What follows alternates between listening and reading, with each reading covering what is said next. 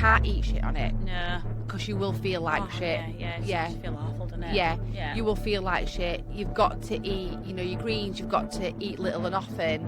But I didn't crave anything bad. It's almost like you start to see results and then you just think, like, I'm going to keep eating clean now. Yeah. So basically, if you have bought your wedding dress, please do not go on a weight loss injection when you have bought your wedding dress, because what's happening is we're going to measure you up at the size that you are. Yeah. Say that you come out, Stu's a 12 for example, you're a size 12, we order you a size 12 wedding dress, you then go on a weight loss journey and lose 3 stone. Guess what? You're not going to be a size 12 anymore and your wedding dress ain't going to fit. That's where all the workmanship is.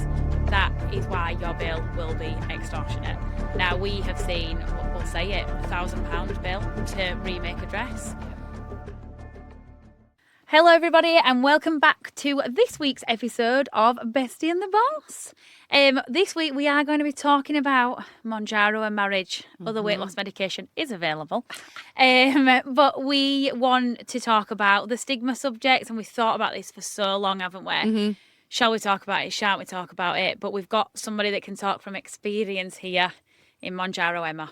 I don't sell it. Don't ask me. Can't get it. Oh dear. So we're just finding an increase in, I don't want to call it a trend because it's not a trend, is it? Like, it's needed for a lot of people. Yeah. But it is increasing and it is becoming a bit of an epidemic, to be honest, in the it's bridal getting industry. out of hand. Yeah. Yeah. It is causing us, to be honest, like, actually in the last 10 years, I don't think there's been anything else that's affected like sizing, measurements as much as this has and is. No.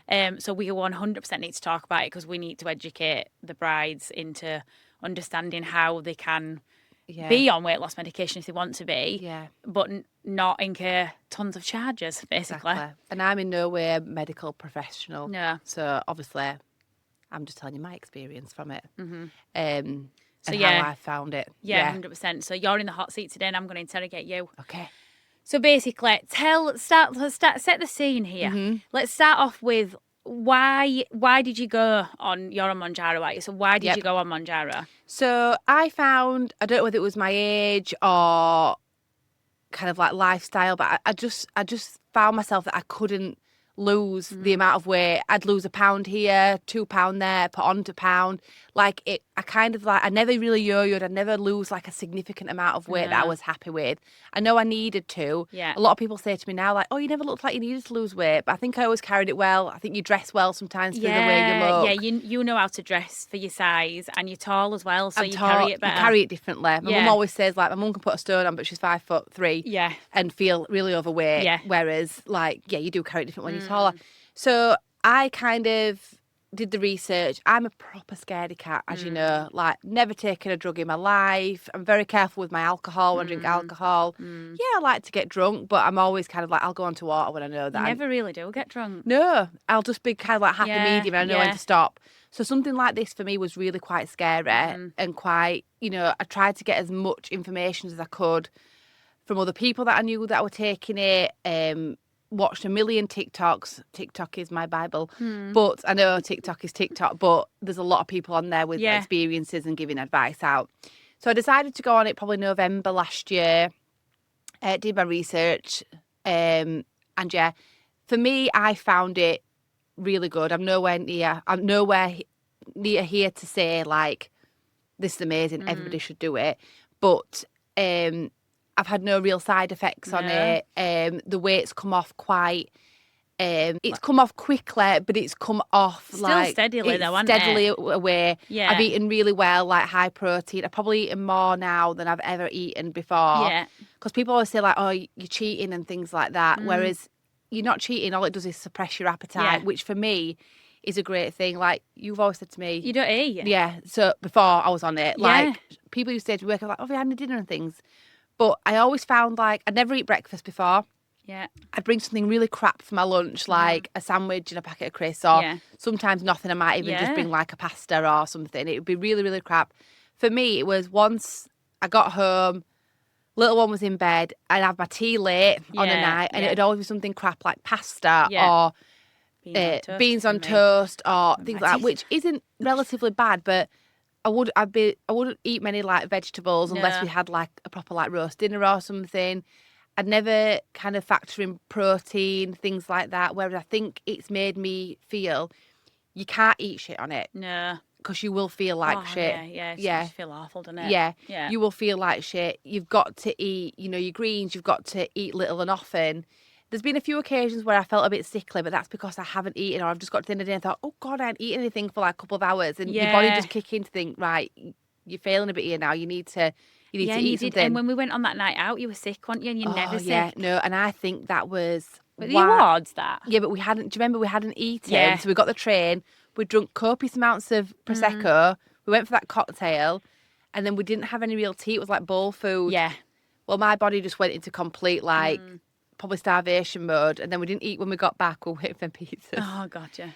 And I was sick, and I think it was purely because my body was just living off nothing and you need to eat your protein, things like that. So I feel like I've done it really to the book, and it's come off steadily, and it's come off great. And I'm now 10 months in, and I've lost nearly 3.5 stone. Yeah, and literally, I feel like, and I talked to your mum about it recently, like you've changed as a person since losing that weight. Like you have got so much more confidence. Yep. Seeing you swagging downstairs.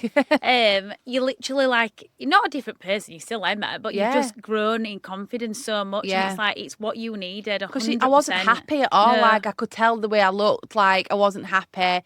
It tired all the time. Tired. It changes your mood. Like I just felt crappy. And yeah, so I'm all for it, but I'll always say like there's a right way of doing it. Yeah. I hear from a lot of people, and I see online a lot of people like going up higher dosage. Like they say on Mounjaro to find your perfect dose. Now for me, I've never been above kind of like 7.5. I didn't like 7.5. I felt too suppressed. I couldn't get anything in me. Even the thought of putting like a mini cheddar in, like something, it's almost hard to get something in because you don't feel hungry. So you always have to eat through it to feel okay. So I came down and I found that 5 milligram was fine for me. It suppressed my appetite enough, but I could still eat. I still wanted to eat, but it almost changes your mind. Like for the first kind of like 6 months on it, I didn't have a takeaway for 6 months. No. It was mad. Yeah. And I'd love a takeaway and a bottle of wine, and especially living on my own with Willow, like it was convenience. Yeah. Because you have to cook for one person. You used to think like on a Friday night, I will order a pizza. It's just easy.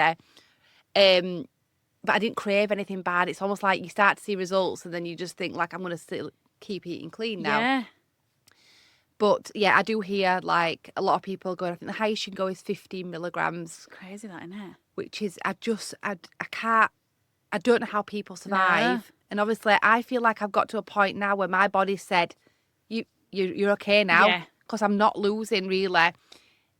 I lose like a pound here, but then I might have a weekend where I have a bottle of wine and I might go out for some food and I might go up 2 pounds, but then drink a couple of pints of water and it'll come off in a couple of days. So I feel like I've almost come to a I think you're a really standstill. good person to look at that's been on it because of how it has come off gradually. So really it's been like 9-10 months to get to where you're happy. Yeah. You could continue. You could go back up to 5 mil or 7.5, and drop a load more. Yeah. But I think you know that like you look amazing now. And you don't want to go too skinny, do you? No. And I think when you're taller as well, you can go a bit lollipoppy. Yeah. Plus you want to keep your shape.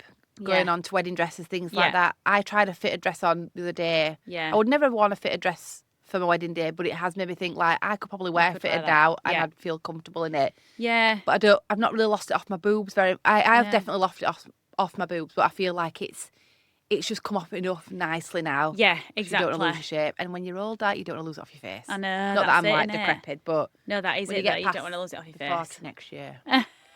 Not that one.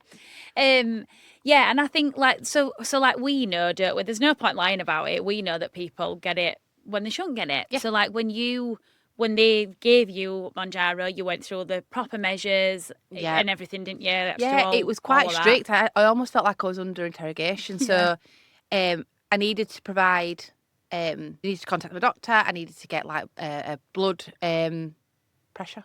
Yeah, blood pressure. Yeah. It was blood pressure that they needed to check. They contacted my doctor to let them know that I'm on it. So they went through the right procedures that way. I had kind of like, I didn't have any video calls. I think they're actually doing video calls now. I think they've like stepped it up. But I had to send pictures. I didn't do measurements. my weight, things like that. But I do think you have to prove weight and things like that now, standing on the scales, but which we know people can. We know that people have put backpacks on their back and stood on the scales and then taken a photo of the scales. Like we know all sorts of stuff that people have done, don't we? We hear it from the brides. Yeah, I've heard extremes from a bride who it was just an appointment. She didn't actually end up buying from us, but she did stress to me that her friend was maybe going to get it for her and that she just wanted to get maybe like an extra stone off. I measured this bride at a size 10. She wanted to be a size 8.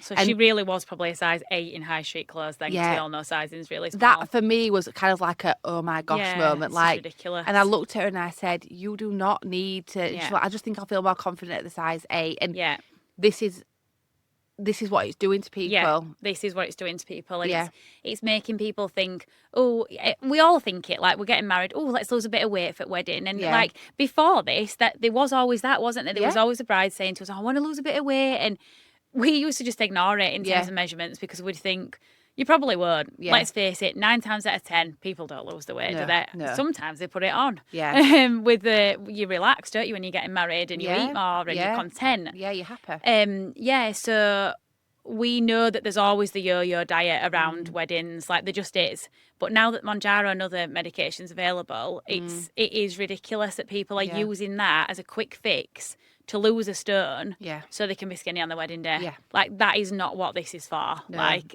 that's never been what this was for. And all you're going to do is just run into more problems. And so, but we're not medical professionals. That's our opinion. Our opinion on it, but each to their own. And for me, it is basically, it's very simple. Like, I'm maintaining now, so I'm on the lowest dose, and then I will come off it eventually.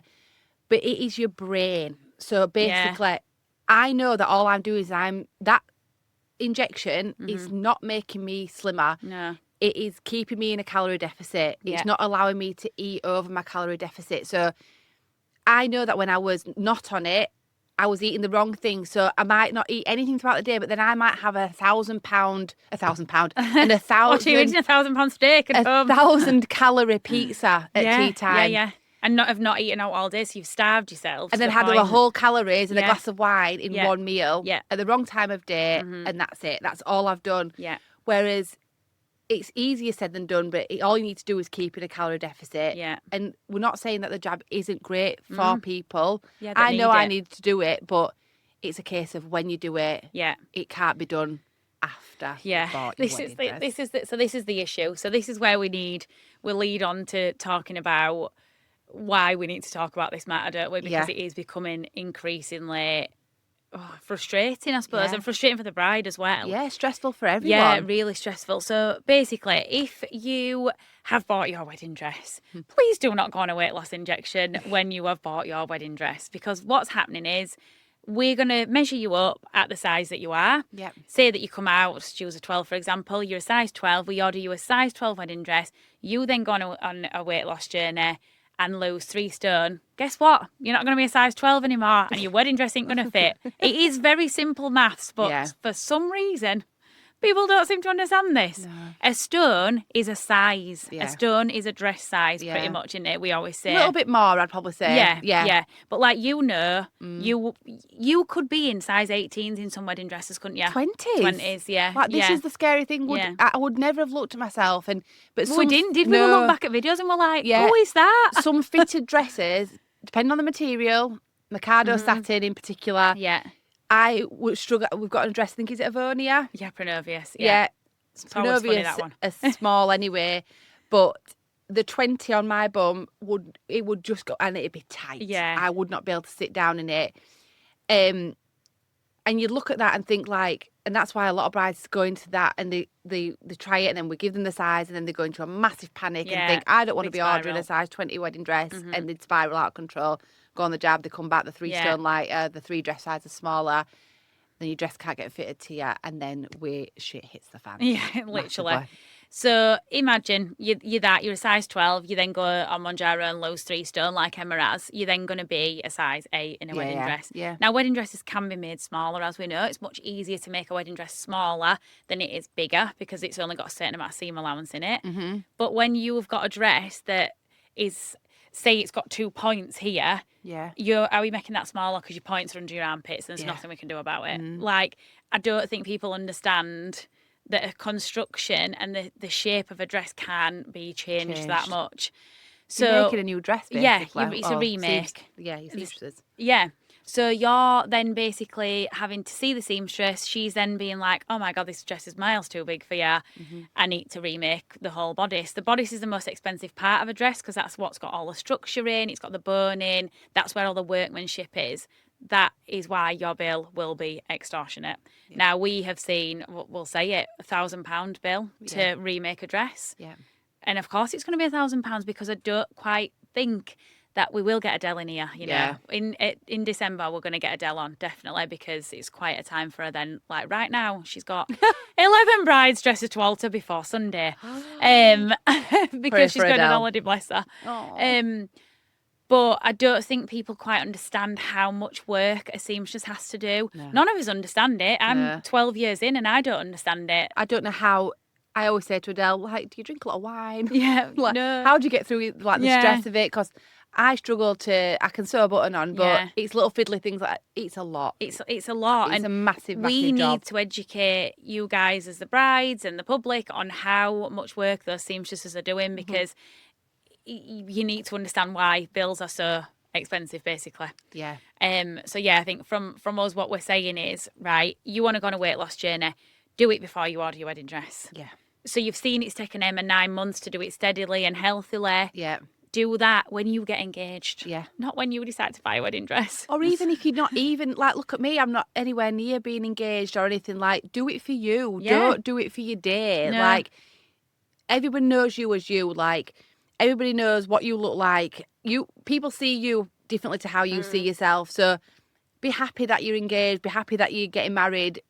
If you want to do it for you. I did it for me. Like, I wasn't happy in my clothes. Yeah. Like, even like I'm still wearing like the same clothes as I used to wear. Like, jeans and trousers and everything are really big for me. But like you said the other day, jeans look better on you when they're bigger for you. You can put a belt around it.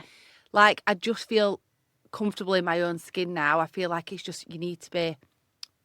Brides are doing it for all the wrong reasons. Yeah. And then it's your one day, and then what do you do? It's like when you go on holiday. I know. We all lose weight for his holiday. And then you've got 2 weeks in the sun. Yeah, you put it all back on. You eat every fucking thing that's on that buffet. And it's almost like calories don't count when you're on holiday. Yeah. It's like everything just disappears because you're on your holiday and you're happy, which you will be on your wedding day. But yeah, get to your goal before you even start looking for your wedding dress. Yeah. But if anybody's going to spiral now whilst they're listening to this, I'd say, so there is going to be people who want to go on it and they don't have long enough to their wedding and they've not thought about going on it before. And it's just now that they're like, oh no, I really need to do it.